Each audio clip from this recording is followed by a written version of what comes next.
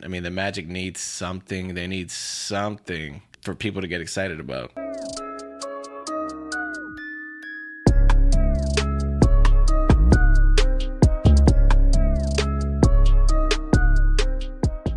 Ladies and gentlemen, welcome back to another video. You're watching Thank Gouda. This is Not About Cheese, guys. Today, we're going to talk about the Orlando Magic. That's right, the Orlando Magic playing out of the Amway Center. Guys, what a season they had. Finished the season 21-51. Third worst team in the NBA. Third best odds to land the number one pick. And they do not land the number one pick.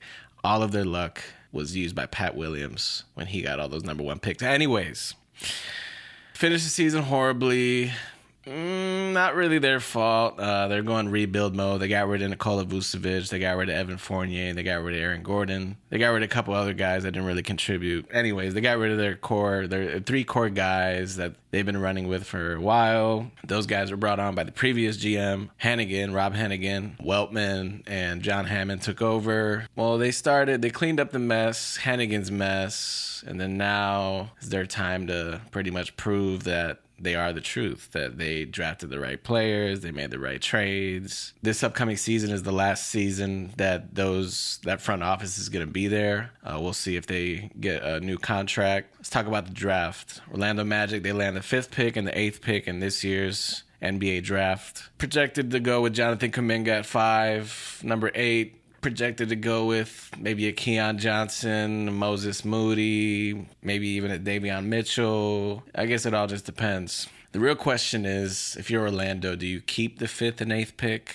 Or do you try to move up? The opportunity to move up definitely is there. Jonathan Kuminga showing off his skill very well in the combine. Scotty Barnes is another name that keeps popping up. He's doing great in the combine. So there's talks of them moving up. When it comes to the top 4, you have Cade at 1, Mobley at 2, Green at 3, Suggs at 4. I don't really see those 4 guys dropping out of the top 4. I think they're going to stay like that. When it comes to the Orlando Magic, me personally, I think they should try to trade up with Cleveland for that number 3 pick. Cleveland already said they were really impressed with Kuminga. Well, if they trade down to 5, there's no guarantee they'll get him. Maybe Toronto will pick him at 4. I highly doubt that. I think Toronto needs a point guard. Lowry's not coming back. I'm pretty sure about that. Jalen Suggs seems like a good fit for Toronto. If the Magic...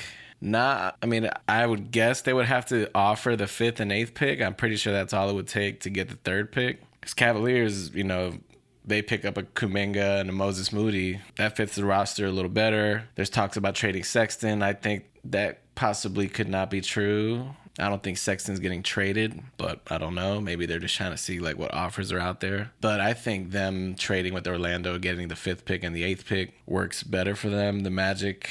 I don't know what else would have to be included in that, but the Magic, if they can land Jalen Green, then this season will be very exciting. They need somebody like Jalen Green. They need somebody who can score, get to the basket. They need a go-to guy. They don't have that right now. Who knows if maybe one of the guys they have, RJ Hampton, Chuma Okeke, Markelle Fulton, he comes back. Maybe one of those guys can take a leap this year and become that guy, but we don't know. Jalen Green, based on what he did in the G League bubble, the dude dropped 30 points in their little playoff game. They need somebody like that, and he's right there. You can't just let the lottery, you have to do something. You have to go get that guy, and he's that guy. Cade would have been great, but I just don't see them trade up for the number 1 pick. Then again, you don't know. You never know. They let go of Steve Clifford. They said it was mutual, but pretty sure he got fired. And now there's talks that Penny Hardaway has emerged as the number 1 candidate, front runner to be the next head coach. I know he doesn't have NBA experience as a coach. He doesn't have NBA experience as an assistant coach. He's coaching Memphis. I think if you put the right assistant coaches around him, then it'll be good. The Magic needs something. They need something for people to get excited about. Free agency, whether it comes to future drafts, maybe because Penny Hardaway is really involved with these kids, these college kids right now. He's always helping them when it comes to getting ready for the draft. So you got a guy like that coaching a team in the NBA. Maybe these younger guys are going to be like, hey, I want to go play in Orlando just because Penny's a coach.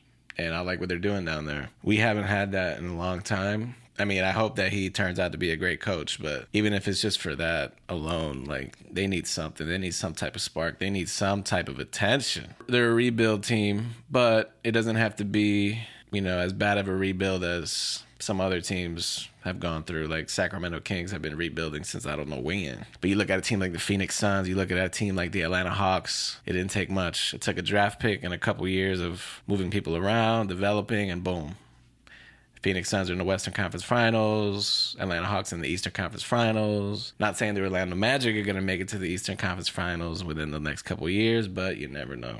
I say trade up for Jalen Green. Starting lineup when Markelle comes back be Markelle Fultz, Jalen Green, Chuma Okeke, Jonathan Isaac, Wendell Carter Jr. Then off the bench, you have Cole Anthony, RJ Hampton, Terrence Ross, and Gary Harris. I'm pretty sure one of them's getting traded, maybe both. Then you got Mo Bamba, which hasn't really lived up to the hype. Let's see if he develops over the offseason. Orlando Magic, interesting team. There's a light at the end of the tunnel, I believe. This season was tough for pretty much every team in the NBA, but the Magic, a lot of injuries, the trades. I mean, they were just, towards the end, they just pretty much tanked to try to get high lottery odds. It is what it is. Anyways, guys, like, comment, subscribe. More NBA videos coming soon. I appreciate you guys for watching. I'll probably do a clothing review in a little bit, but I'm gonna holler at y'all later. Peace.